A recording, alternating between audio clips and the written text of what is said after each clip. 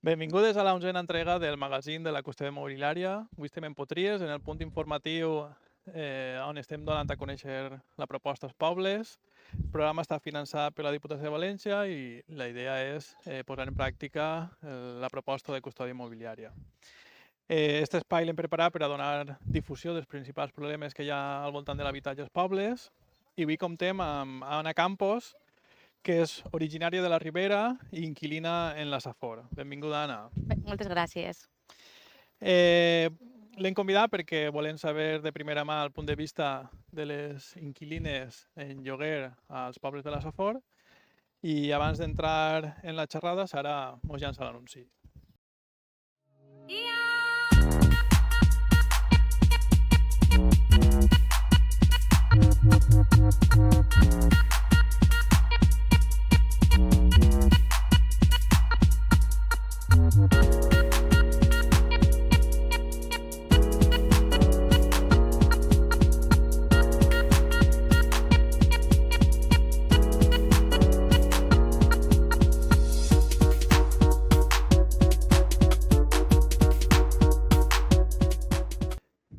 Bé, sabem que la situació del lloguer és complicada als pobles de la Safor i per això és sorprenent, no?, que hagis trobat lloguer en un poble de la Safor quan normalment la gent té més facilitats o sembla ser més fàcil que hi hagi en Gandia, tot i que els preus també són elevats.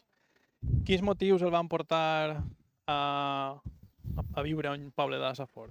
Molts anys que estava vivint a València, més de 10 anys, quan vaig anar allà a estudiar vaig decidir quedar-me i ja feia uns anys que venia veient que a la ciutat no em projectava de cara als pròxims 5 anys, 10 anys, no? Volia tornar al meu poble o tornar a algun poble proper. I jo havia fet un examen per a la Generalitat, feia 2 anys, estava a una borsa i en desembre, després d'acumular diversos contractes precaris de substitucions i de fer molta carretera i molts quilòmetres, m'oferiren una vacant a Gandia. Aleshores em vaig plantejar la tornada i vaig decidir que estava un poc cansada de fer tanta carretera i la despesa de la gasolina i que volia viure prop del lloc on treballava. Sí. I què tal el procés de buscar habitatge en la Safor Va i en ser... els pobles? Perquè pareix mentira, però és bastant complicat en els pobles. Sí, va ser un procés prou tediós, no? Jo en un principi vaig dir, vaig i torne des de València i ho vaig mirant en la calma, no?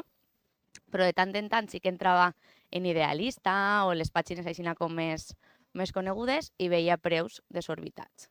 I aleshores me començava a entrar un poquet i sapor de, ostres, si m'espere, anem cara a l'estiu i se complica més la cosa. Aleshores, en un primer moment, una amiga d'uns amics em va oferir quedar-me a sa casa a Gandia durant uns mesos, no? Parlem des de febrer, més o menys, fins a abril, maig. Què passa? Que, clar, tu ficat a buscar lloguer en juny a Gandia. Impossible. Clar. O sigui que, clar, aquesta pressió turística es nota molt en les ofertes de lloguer i és habitual que hi ha gent, lloguers de temporada. Exacte, Ho vas sí. percebre així, no? Sí, jo vaig veure que la majoria d'anuncis, de fet, n'hi ha com un filtre, no?, que tu pots ficar de larga estància o de temporada. Sí. I tu quan fas clic en larga estància, la majoria desapareixen. Quasi tots els lloguers que n'hi havia, 400 euros, 350. I dius, és un preu assequible. Però entraves i veies que era bàsicament de temporada i per a estudiants, en molts casos. Clar, que és de setembre o octubre fins a juny. Exacte. Perquè plantejar-te pagar els preus d'estiu, com ho veus? A banda de que va atenta contra els meus principis, no?, de pagar aquests preus, no podries pagar-lo si costa 1.500, 1.600 en ocasions una setmana. Clar, o sigui, estem parlant de que els pisos passen de 300, 400 euros al mes a 1.000, 1.500 euros la setmana. Exacte. O sigui que és inassumible. És inassumible i a banda pisos vells, menuts, no? Que te fiques a mirar i no... I finalment vas trobar un lloguer en un poble i què tal aquesta adaptació o com ho perceps, com ho has viscut? No va ser fàcil tampoc, no? Jo visc en un amic d'Alzira, perquè en un principi jo volia viure sola i estava buscant sola. Però clar, els preus per a viure sola de 700 euros 800 no baixaven així a la comarca. Aleshores, un amic del Cira, que també treballava així a la Safor, estiguérem parlant davant de la situació de precarietat i diguérem, podem viure junts. I ahir va començar com aquesta recerca. Primer vam veure un habitatge a Potries, però que finalment van vendre i no va eixir, i estiguérem entrant com durant diverses setmanes tots els dies, i si hi ha un pis, 2 pisos, i aleshores desapareixien. Duraven com 2 o 3 hores, no? En un principi volíem viure en una casa, però al final era missió impossible, i trobarem este pis, que clar, el procés des que el vam veure fins que ens el quedàrem va ser molt complicat també, a nivell de demanar-nos les 3 últimes nòmines, contrats de treball, un estudi super rigorós, no? Quasi com unes oposicions. Exacte. Que jo recorde com aquest moment molt agobiat, no?, de estar començant la nova feina, el meu amic també treballant i a tota hora, no?, des de la immobiliària. O sigui, ho vau fer a través d'una immobiliària i se suposa que aquestes exigències eren per una qüestió del segur. Exacte. Exacte, perquè fins on jo tenia entès no pots pagar, perquè nosaltres el primer mes pagarem 3 mensualitats, no? El que ve a ser 1.950 euros de colp, no? Però això són mensualitats adelantades o és un depòsit? Són 2 mesos de fiança i una mensualitat. Jo tenia entès que això no es podia fer, però averiguant-ho, al ser un contracte de 5 anys, sí que poden demanar-te 2 mensualitats. O sigui, poden demanar-te 2, però te van demanar 3. 2 de fiança i la del mes que entra. Ah, val. Clar, o sigui que no n'hi ha ninguna il·legalitat, però és un preu desorbitat, 1.950 de pum. I des de que vas decidir vull viure a la Safor, fins a que vas finalment trobar un lloc on viure, va passar molt de temps? No, la veritat és que ahir no va passar molt de temps. 2 mesets, més o menys. Mes i mig, 2 mesos. Llavors el procés en contacte amb la immobiliària va ser el més complicat. Sí. O la principal complicació. Va ser complicat perquè eren unes exigències que encara no havíem vist el pis, ja volia passar el segur i era com a veure. Primer veiem, no, és que tinc molta gent, és que n'hi ha molta demanda. Claro. I tu no vols entrar en això, però al final com que entres?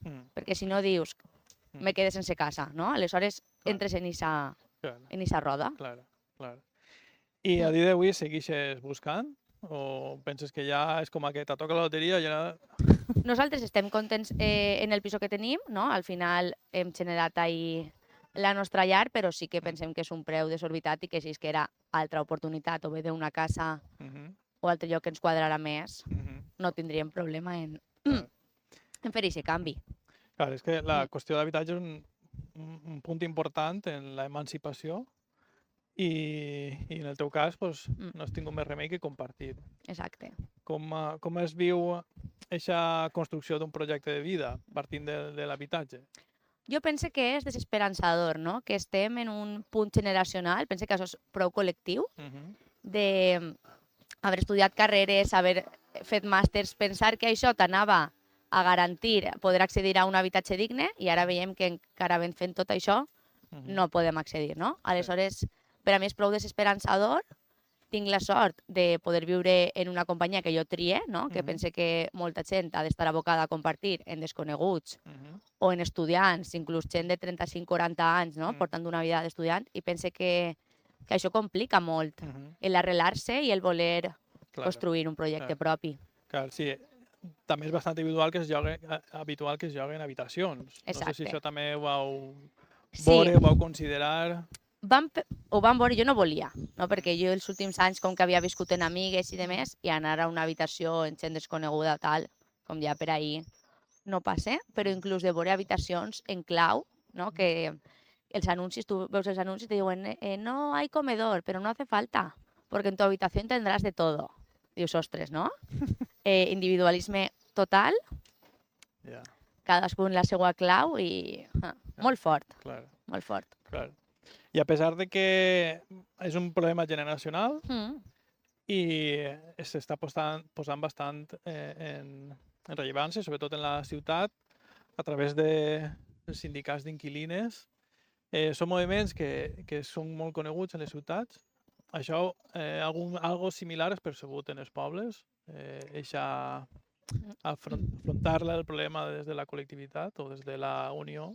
Doncs així, sindicats de llogateres com a tal no he conegut. Jo en València sí que formava part d'una assemblea de barri que formava part d'una estructura més gran que es diu Entre Barris, i ahí sí que es parlava tot el tema de l'habitatge i es feia una lluita. Així no he percebut això, igual sí que ja ho desconec, però sí que pense que com a resposta està bé, però al final el problema és algo molt més estructural pel sistema en el que vivim, no? Que podem combatre l'habitatge, però totes les altres potes ens quedarien encara un poc ahí fluixejant. Aleshores, la precarietat, racisme, exacte, tot, no? Sí. I així tenim també un problema afegit, i és que hi ha un important volum de cases buides. Des de que vius en la Safor, ho has percebut, aquest elevat nombre de cases buides que en la majoria dels pobles està al voltant del 20%? Com ho veus? Què et sembla? Sí, jo veig, així sobretot en este poble, veig moltes cases buides, però també al voltant, no? També en el meu poble i en pobles del voltant. Jo pense que té a veure en que al final les propietats són de gent més gran, no? Majoritàriament, i que n'hi ha molta por, no? A perdre aquest espai a nivell d'aferrament que tens, no? D'apego, de carinyo. També pense que està molt lligat en l'herència, no? En, bueno, si tinc nets o per a tindre un espai comú familiar, voler mantindre aquests espais. Sí, és una qüestió que és de rellevància habitualment, l'apego a la casa, però genera certa paradoxa en tant en quant tens un apego per uns records que ara no existeixen i que tanques la porta, però... I ahí no va ningú, no? És una casa com morta, exacte. No n'hi ha ningú que la cuide, no? Aleshores... Això és el que estem treballant en la proposta i bueno, esperem que puguem generar aquesta sensibilitat respecte al fet de tindre alguna que no s'utilitza i que es degrada i intentar mobilitzar-ho. Bé, estem acabant. Queda una última pregunta i és si les parets parlaren, què dirien? Jo pense que més que parlar les parets, plorarien. Plorarien de veure el que està passant, no? Que estan buides, que el futur és desesperançador per a la joventut i que tots els records que han albergat, no? I totes les vides, ara és un no-res, és una il·lusió. Doncs jo pense que es ficarien a plorar. Moltes gràcies, Anna. Ha sigut un plaer xerrar amb tu. Gràcies per la teva participació. Gràcies a tu. Un plaer.